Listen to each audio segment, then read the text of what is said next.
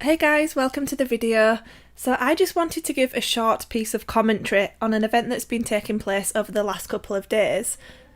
So I'd like you to cast your minds back to September 2018 when Tibetan spiritual leader the Dalai Lama sent a few too many people into meltdown mode by stating that Europe belongs to Europeans and that refugees should return to their home countries in order to rebuild them.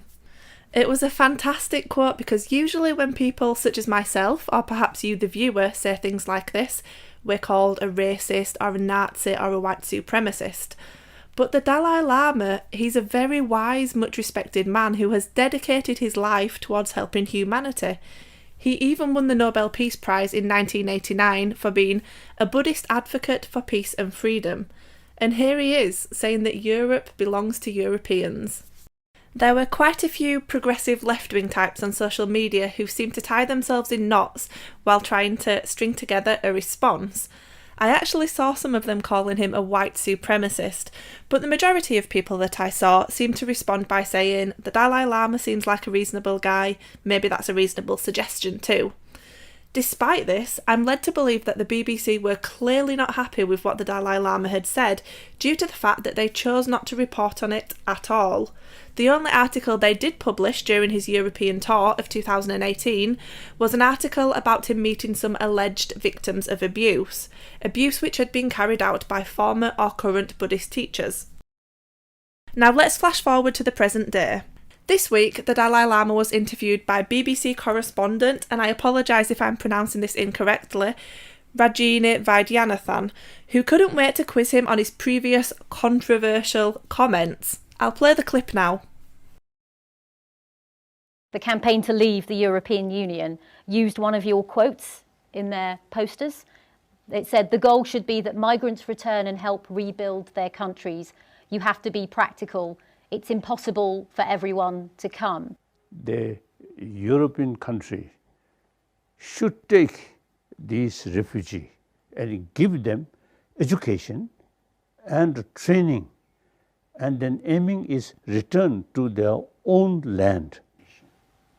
And if these people want to stay in Europe, shouldn't they be allowed to? Limited number, okay, but whole Europe eventually become Muslim country, impossible. Or African country, also impossible. There's nothing wrong with that, is there? I mean, you're a refugee yourself. They themselves, I think, better to their own land. So better keep Europe for Europeans. The Dalai Lama only went and doubled down, the absolute legend that he is. Now, I don't know about you, but I get the impression that, according to the BBC, the Dalai Lama gave the wrong answer, just as he gave the wrong answer back in September 2018. Vaidyanathan tweeted after her interview that she found the idea of Europe belonging to Europeans controversial, and she found the Dalai Lama's answer surprising. How detached do you have to be from the majority of Europeans to find the idea of Europe remaining European controversial? Although we get a constant anti-white, anti-British narrative from the BBC, and I should be used to it by now, I was actually quite taken aback at the nerve of her question. Let me play it for you once again. There's nothing wrong with that, is there? I mean, you're a refugee yourself. There's nothing wrong with Europe becoming African or Muslim, is there? How dare she ask such a thing? Does she think that that childish question makes us cower? Does she think that we're too afraid to answer it because we don't want to be called racist? Well, let me give it a shot. How about because Europe will no longer be European, it will just be Africa but somewhere else? How about because we'll no longer have a place to call home where our people and our culture can thrive? How about because we don't want to live under Sharia law? And how about because the rose-tinted picture that you multicultural fetishists paint isn't grounded in reality and instead will just end up being hated minorities in our own countries? Should I continue? Now allow me to refer back to the title of this video, Inside the Hypocritical Mind of a BBC Correspondent. How exactly is Rajini Vaidyanathan a hypocrite? Well, it turns out that Vaidyanathan isn't a multicultural fetishist after all, or perhaps she is, but only for other people's homes.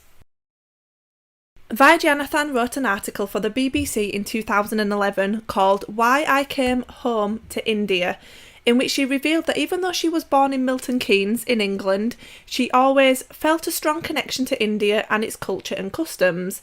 After a trip to India when she was 10 years old, a place that she describes in her Twitter bio as her motherland, she recalls landing back in Heathrow, London with her father.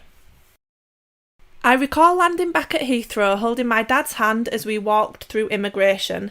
Dad, I've just realised that everyone looks different again.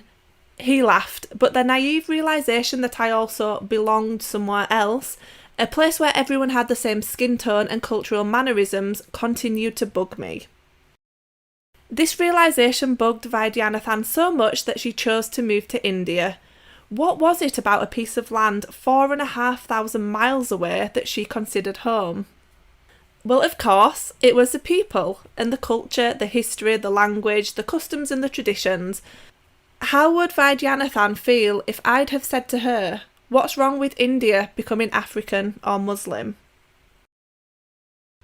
Rajini Vaidyanathan, you wrote that your parents moved to my country because they saw far more opportunity in the UK than what was available in India. Yet despite our hospitality, you insult and undermine the very culture that offered your family these chances. We too feel at home among our own people, our own culture, our own language and our own traditions, and you have no right to attempt to diminish what's so important to us while at the same time cherishing the same thing for your own. I found your comment to the Dalai Lama to be incredibly disrespectful. There's nothing wrong with that, is there? I mean, you're a refugee yourself. Those of us who aren't massive hypocrites, those of us who don't support the demographic replacement of one group while denying the same thing for our own people, realise that the Dalai Lama of all people will understand the massive damage that demographic replacement entails. You should listen to this wise man. I hope I haven't been too harsh in this video, but don't expect my people to be okay with losing what's dear to them when you move to the other side of the world to live among what's dear to you. This is why nobody likes or trusts the BBC. Thank you for listening.